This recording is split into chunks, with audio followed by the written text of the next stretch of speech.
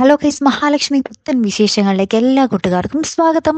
അങ്ങനെ നമ്മുടെ പരമ്പരയിൽ ആകപ്പാടെ ഗതി മാറിയിരിക്കുകയാണല്ലേ. നമ്മുടെ മഞ്ജു ഓൾറെഡി നമ്മുടെ മേഘനാഥന്റെ ആ ഒരു സ്വഭാവം മനസ്സിലായി കഴിഞ്ഞു.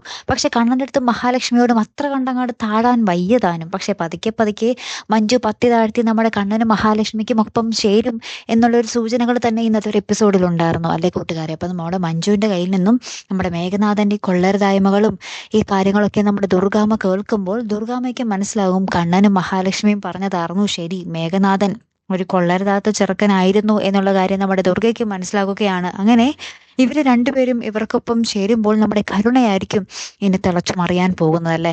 കരുണയ്ക്ക് ഒരു അപ്രതീക്ഷിത അടി തന്നെയായിരിക്കും ഇതുകൊണ്ട് ലഭിക്കാൻ പോകുന്നതല്ലേ. കരുണയ്ക്ക് മഹാലക്ഷ്മിയോടും കണ്ണനോടും ആര് ചേർന്നാലും അവരൊക്കെ പിന്നെ നമ്മുടെ കരുണയുടെ ശത്രുക്കൾ തന്നെയാണല്ലേ.